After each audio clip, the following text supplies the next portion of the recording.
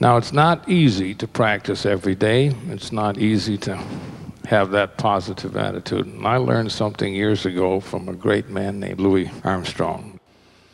In 1960, I was a member of the Dukes of Dixieland.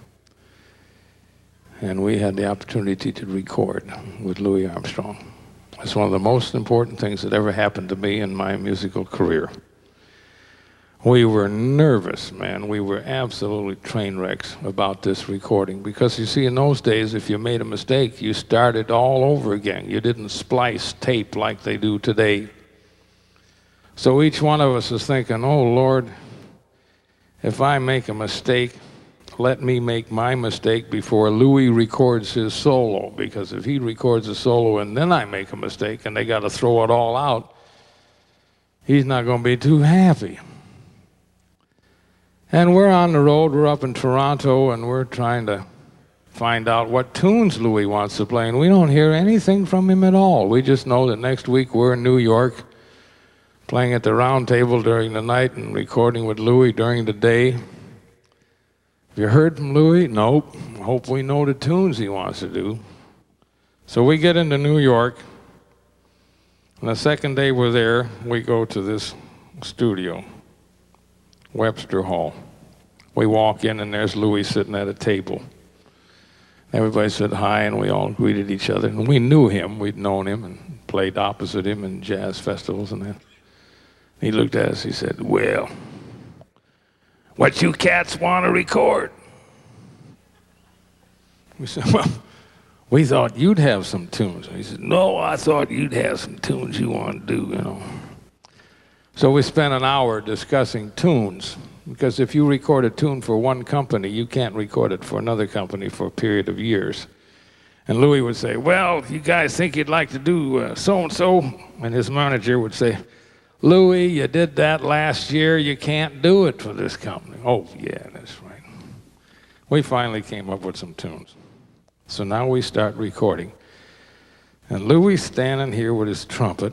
Clarinet's over here, trombones are here. I'm over here on tuba, here's the drums, and I'm looking right at him. The first tune that Louis wants to do is a tune called Avalon. And he said, anybody know the words? Frank said, yeah, let's see. I met my love in Avalon beside the sea. He said, that's all I can think of. Louis said, that's all right, I'll make it. And we started playing Avalon, and Louis' wife was sitting behind him, just about where this young drummer is sitting. And behind her was an all-glass recording booth. So Lucille is sitting back there, and Louis starts singing. And there's this big wall here. He turns that wall into 10,000 people. He's looking at, I'm looking at him, and he's singing, and he's looking at faces and recognizing people. I met Lucille in Avalon beside the sea, and she's here with me today. And he's waving at people and laughing and like, how you doing? And pointing to her. And I'm flabbergasted. I can't believe it. We get done with that tune. What's the next tune? Just a Closer Walk with Thee. And Mr. Armstrong folded his hands, put his horn over here. And in that moment, he turned that place into a personal chapel. He looked up, and he started talking to God. He said, just a closer walk with thee, oh Lord. It's you and me. Nobody in the room but Louis and his God. It was absolutely frightening. And we got done with the first take. I'm standing there crying. I turned and looked at drummers crying, clarinet players crying, trombones are crying. Lucille is crying, his own wife. And the engineer, who was used to working with heavies, earlier that day he'd recorded Lena Horne and Billy Eckstine, so he wasn't intimidated by names. He came out intending to tell Louis that the first take was a good one and we wouldn't have to do it again. And he walked up to Louis, he looked him right in the face and had to turn away. He couldn't talk. And Louis picked up on it and said, well, think it's time we get some donuts and some coffee, and we'd take a little break. And that broke the ice, and we sat down at the table again, and they sent a gopher out and got some sweets, and stuff, and so we're sitting there. And for some reason, God gave me the moxie to talk to Louis at that point. I said, how do you do that? How is it that you turn it into an audience?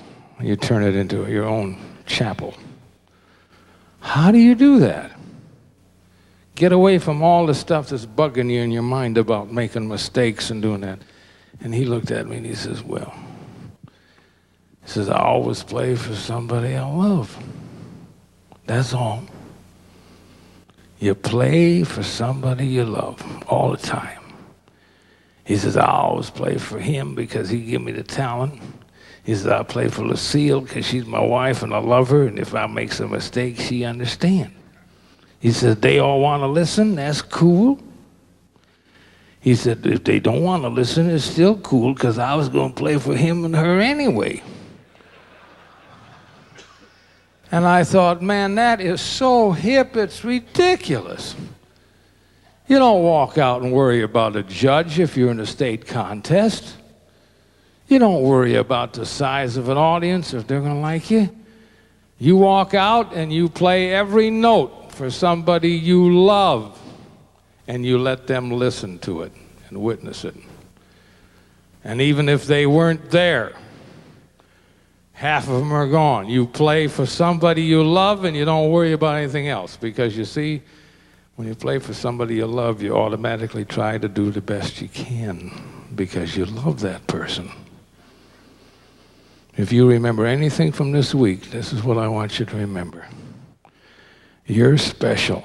God gave you an incredible gift, and he's watching you develop it. And you play for somebody you love every time you play your instrument, whether you're practicing alone or with a small group or with a big band. You play for somebody you love. You don't have to tell them who it is. But you try it. Believe me, man, it is one of the most important music lessons you're ever going to get. I learned it from Louis Armstrong, and he did not lie to me. And that's all I want to say on the subject. Thank you very much.